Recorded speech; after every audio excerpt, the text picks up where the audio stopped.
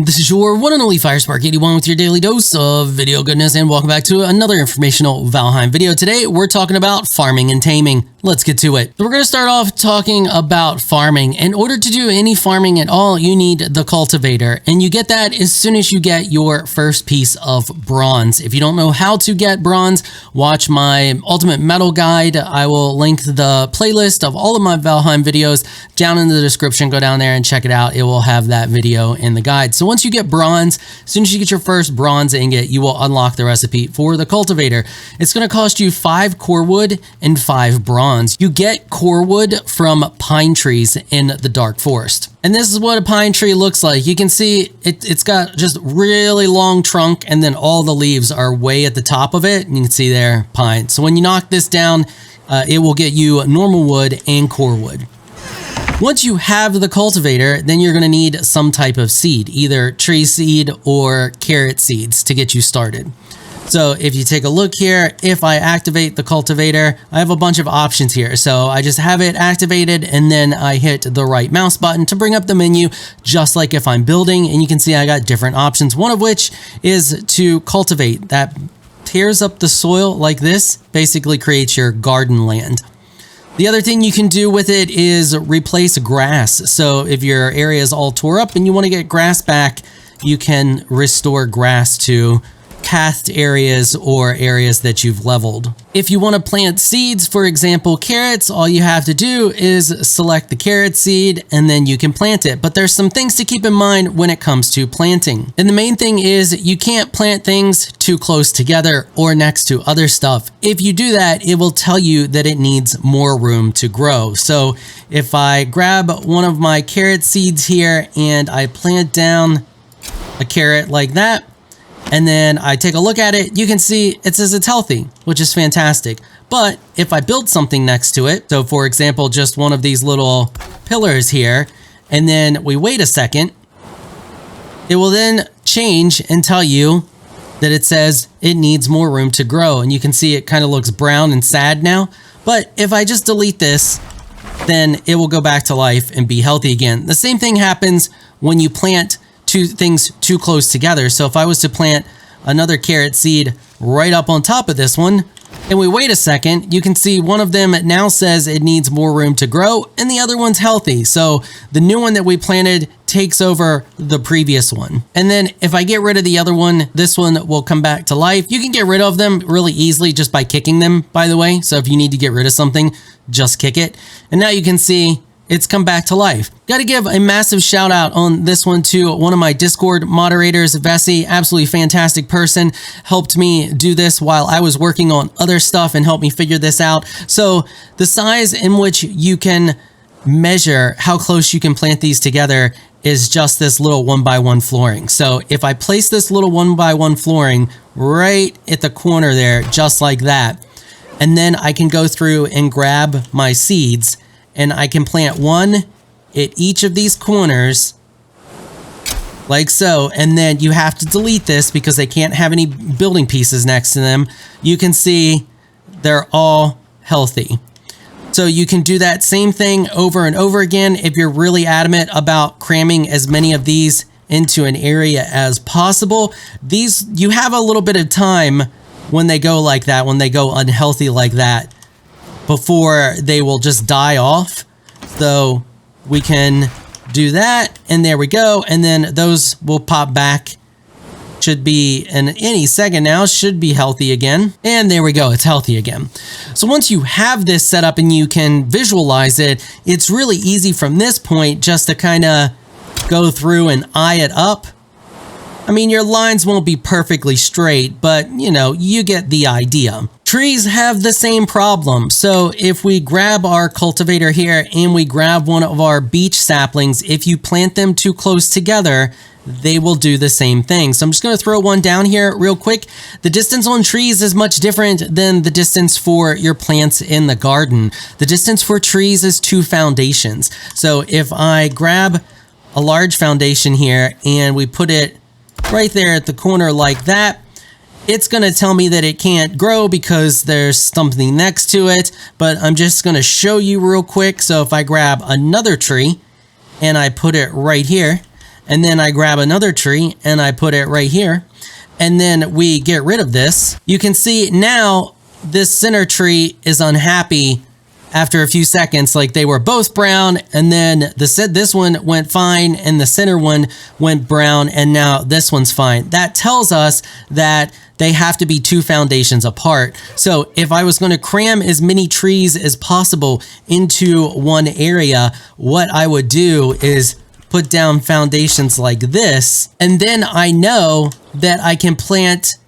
a tree at each of these 4 corners, and then go back through and delete the foundations,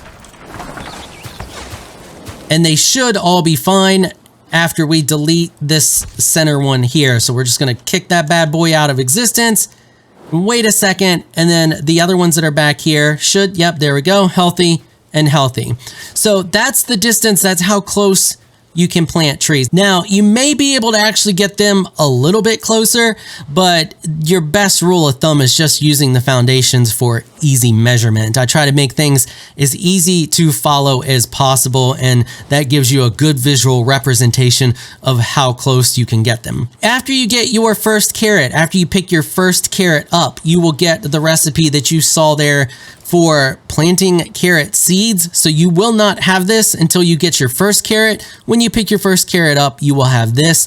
Each one of these that you plant will get you 3 seeds in return. So you can turn 1 carrot into 3 seeds. Okay, I think that covers everything for gardening. Let's move on to taming. So as the game tells you rather early, you can tame boars, and you can also tame them rather early. It's not nearly as difficult as the game makes it seem, or some of the misinformation that's going around makes it seem. So I highly recommend capturing your boar first while it's wild. Make sure you can take a little bit of the hits from them, because you're going to need to take a couple of hits from them, and just capture them. There's 2 things or 2 ways you can go about doing it. First thing you need to do is see your boar at a distance. Don't scare the boar right from the get-go. Kind of just spot them, then keep a little bit of a distance from them. Now, the next thing you want to do is place down a workbench so that you can build. Now, you have 2 options here. You can build almost a complete pen and then leave one side off of it so that you can have the boar chase you into the pen and then slam down the last bit of fence and capture it that way. Or you can just let it attack you and quickly build around you and it at the same time. However you want to go about doing it, whatever is easiest for you. Once you have the boar captured, all you have to do is just throw food on the ground. Now, it does make a little bit of a difference what type of food you feed them. They do eat a lot of different things. I've been running some tests here, and if we take a look, I fed this one blueberries. One blueberry got him to 4%. I fed this one here a raspberry. As you see here, the raspberry got him to 12%. I fed this one just a normal mushroom. It got him to 13%. And I fed this one over here a carrot, and the carrot got this one to 13%. And all you have to do is literally just throw it on the ground. So let me show you here. So we have this boar here. He's Mr. Angry Boar. He hasn't been tamed at all. It says that he's hungry. I'm just going to grab 1 carrot, and I'm just going to toss it on the ground. Now we need to get away from him because he can't be scared. If he's scared, he won't eat. So if we just hang back a little bit here, eventually he will get not scared. And this is why you want to capture them so they can't just go wandering off. He needs to be relatively close by. It doesn't have to be directly in his face, just near the vicinity. Once he calms down, he will eventually hone in on it. There he goes. I think he saw it. Yep, he just ate it. Now you can see that he has little green hearts coming up from him. Those little green hearts indicate that he's being tamed. If I get close, you can see he's acclimatizing to being tamed. Even if he gets frightened, he just won't tame while he's being frightened. Ideally, what you want to do is just throw it down and then stay away from him. So just throw the food down, stay away. Now, the other thing you can do is throw a bunch of food down at one time. You don't have to just throw one. I just threw one there for demonstration purposes. You can just throw down like, I don't know, 4, 5, 6, whatever. You can do the math with the percentages that I gave you to get them to 100%. Just throw it down inside of his cage. It'll eat when it gets hungry and then tame up. These have been at these percentages that they are at here for about 2 days now. So I'm pretty sure that they don't actually lose their tameness. I'm pretty sure that the tameness just stays there once you've started to tame them. I don't think it goes down. If it does go down, it's many, many days before it goes down. I tried feeding them honey and the yellow mushrooms as well, and I could not get them to eat either the yellow mushrooms or honey. So apparently you cannot tame them with these. However, the raspberries, the blueberries, the normal mushrooms, and carrots all seem to work. So what about once they are tamed? From what I can tell, once they're tamed, they don't untame. This guy here has not been fed in days. Like, I don't even know how many days now, but a lot. I tamed him and then I just left him here in his cage to hang out. He does nothing. He just hangs out. He doesn't decay or anything like that. You can see his health is still full. Every time I pet him, just says Boar loves you. He's been hungry for quite some time. So that leads me to believe that they don't untame, and if they do untame, it's a very long time. So you don't necessarily have to feed your boars every day.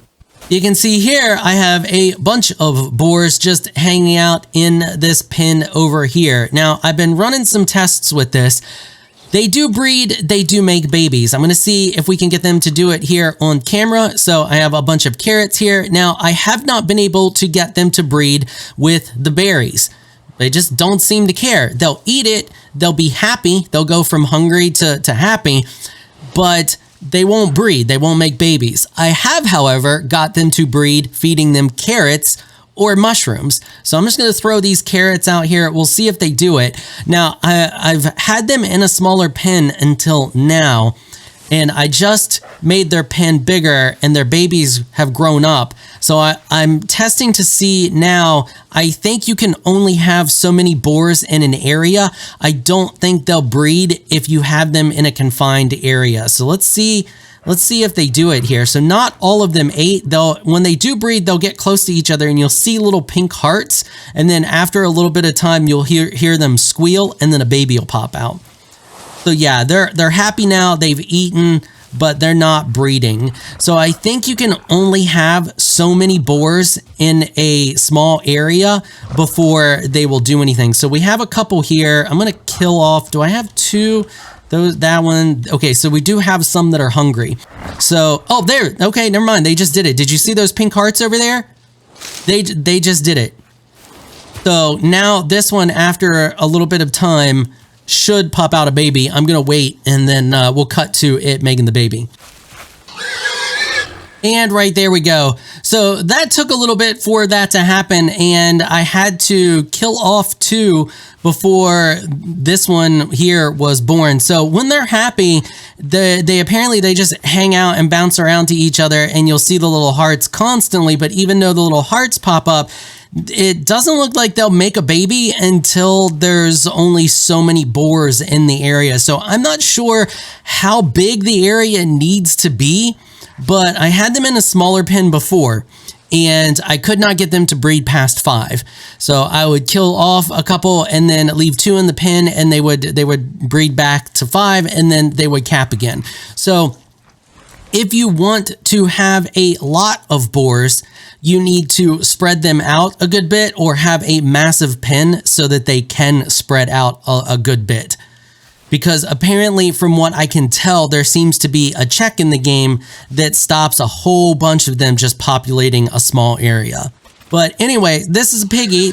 Oh, look, there we go. We just got another one. So this one here just had a baby. So that's what they look like, the little piglets, and then they grow up into a boar, and then you can just kill the boar, and it's the same as killing a wild boar. It makes no difference. You will get the same chance. You have a chance to get a little bit of meat, and then you have a chance to get the leather scraps. It works the exact same. That's the only benefit, is it basically allows you to sometimes farm meat and to farm the leather scraps. To be honest with you, I don't think it's worth the amount of food you need to sacrifice to get them. You're better off hunting deer, because the deer always give you the meat, while these guys seem to have a chance to give you the meat. So we have another one here. When I call them, I just use the bow because it allows me to make sure that I'm only hitting one. But you can see I take him down. None of the other ones care. And that time we managed to get both the scraps and a chunk of meat, but you don't always. So out of killing the 3 that I've killed, I only got 2 meat, and I managed to get leather scraps every single time. If you want to move your boars, the best way I found to do it is just have nothing in your hands, go into a block stance, and then you can just kind of push them around.